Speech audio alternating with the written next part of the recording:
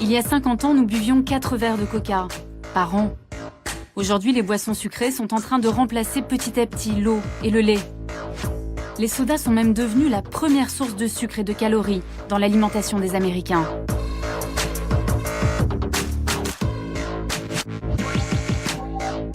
Il y a quelques mois, l'un des plus grands spécialistes de l'obésité a alerté l'opinion mondiale. Selon le Dr Lustig, le sucre qu'on aime tant dans les sodas est tout simplement un poison. Est-ce que vous pouvez me montrer l'équivalent de sucre qu'il y a dans cette canette? Est-ce qu'on peut voir combien ça fait? Cette canette contient 39 grammes de sucre. Une cuillère à café, c'est 4 grammes.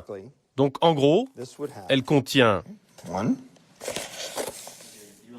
2, 3, 4, 5, 6, 7, 8, 9 Oh là là. et 10. Ça, c'est la quantité de sucre contenue dans cette canette. Donc quand je bois ça, j'ingurgite en fait cette quantité de sucre. Exactement. Aucune différence. Ok. Moi, je sais que j'ai du mal à arrêter. J'essaye d'arrêter, de diminuer ma consommation, mais j'y arrive pas. C'est à cause de ce sucre que je suis dépendante?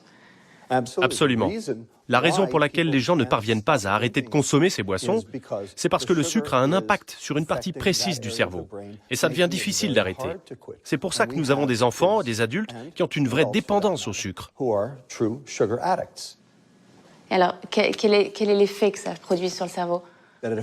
Ça affecte le mécanisme de la récompense. La même zone que la nicotine, la cocaïne, les amphétamines, l'héroïne, la morphine. Ça provoque le même effet. Le besoin augmente en permanence. Car le problème, c'est que plus vous en prenez, plus le neurotransmetteur dans le cerveau, la dopamine, se met en marche. Et plus le système a besoin de doses importantes pour provoquer le même effet la fois d'après. Et ce phénomène s'appelle la tolérance. Quand vous arrêtez de consommer, vous avez des symptômes physiologiques. Et c'est la combinaison de tout ça qui fait que vous devenez dépendant. Aujourd'hui, on sait que le sucre fait exactement le même effet que toutes les autres drogues, en plus faible, bien sûr. Moi, je vois de plus en plus d'enfants, même très jeunes, boire du Coca-Cola. C'est quoi l'effet sur leur santé? C'est terrible. C'est un désastre qu'on constate tous les jours. Dans les cliniques pour obèses, les gamins ont des taux de lipides identiques à ceux que l'on voit habituellement chez des patients de 65 ans.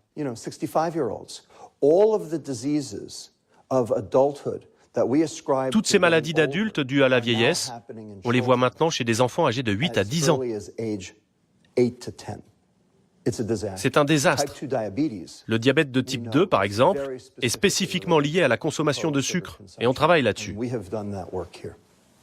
Vous avez l'air très en colère contre cette industrie.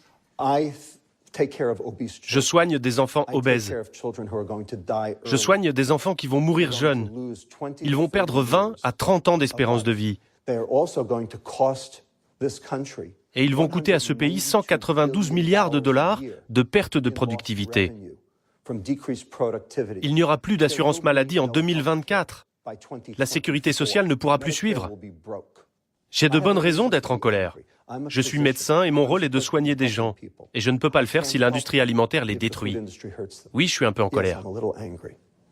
Mais si je fume, si je bois de l'alcool, je sais que je prends un risque. Quand je bois du coca, j'ai juste l'impression que ça va me faire un peu grossir, mais je me doute pas une seconde que c'est si dangereux pour la santé. Combien d'années allez-vous perdre si vous fumez 2 paquets de cigarettes par jour? Environ 20 ans.